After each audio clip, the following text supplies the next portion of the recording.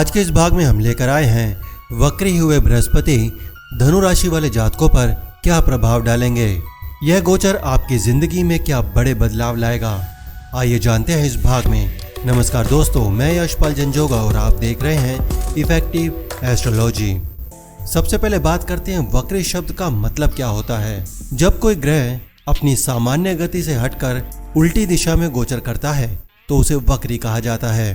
बृहस्पति जो कि शुभ ग्रह माने जाते हैं, जब वक्री होते हैं तो हमारे जीवन पर उनके प्रभाव बदल जाते हैं। यह समय होता है पिछले रुके हुए कार्यों को पूरा करने का। 9 अक्टूबर से 4 फरवरी 2025 तक बृहस्पति महाराज वक्री रहेंगे और इस दौरान धनु राशि के जातकों के लिए इस समय कई दृष्टिकोण से महत्वपूर्ण होगा।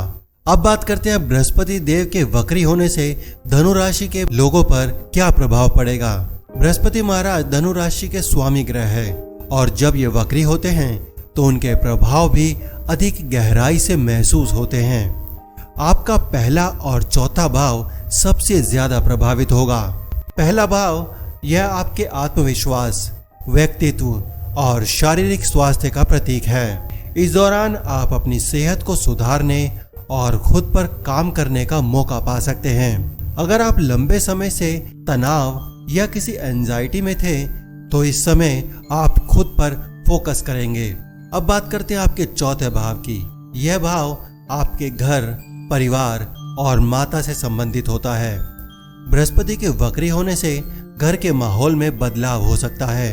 आप घर के रिनोवेशन या नई संपत्ति की खरीद की सोच सकते हैं। अब बात करते हैं वक्री महाराज आपके कामकाज और करियर पर क्या प्रभाव डालेंगे। इस समय में बृहस्पति की दृष्टि आपके दशम भाव पर है जो कि करियर से जुड़ा है। आप अपने करियर में परिवर्तन लाने की सोच सकते हैं। अगर आप नई जॉब की तलाश में हैं या अपनी वर्तमान स्थिति में बदलाव चाहते हैं तो यह समय आपके लिए अच्छा हो सकता है। ध्यान रखें, किसी भी प्रकार के नए कार्य या निर्णय लेने से पहले पूरी रिसर्च करें। वक्री बृहस्पति आपको थोड़े उलझनों में डाल सकते हैं, इसलिए सतर्क रहने की आवश्यकता है।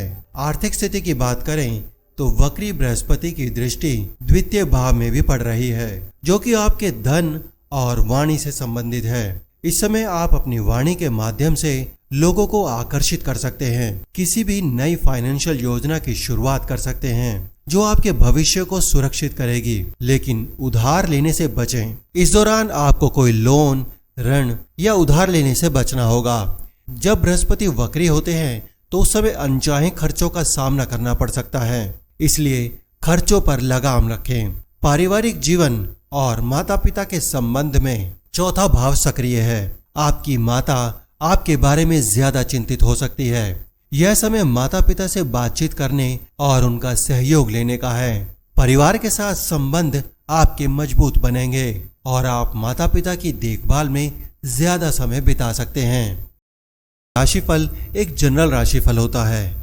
इस समय पर ग्रहों की स्थिति के अनुसार होता है, मगर आपके जन्म के समय आपकी कुंडली में ग्रहों की क्या स्थिति है यह भी एक महत्वपूर्ण चर्चा का विषय है, क्योंकि अगर आपकी कुंडली में कोई ग्रह नीच के हैं या पापी ग्रह से प्रभावित हैं तो उसका फल आपको अलग मिलेगा। इसलिए आपकी जन्म कुंडली भी एक महत्वपूर्ण भूमिका निभाती है। अब बात करते हैं वक्री बृहस्पति आपके छठे भाव में क्या प्रभाव डालते हैं। दोस्तों, छठा भाव आपका शत्रुओं और ऋण का होता है। छठे भाव में बृहस्पति का वक्री होना शत्रुओं और ऋण से सतर्क रहने की चेतावनी देता है। ऑफिस में कोई विरोधी आपके काम में बाधा डालने की कोशिश कर सकते हैं, लेकिन चिंता की बात नहीं, सही रणनीति अपनाने से आप सफल होंगे।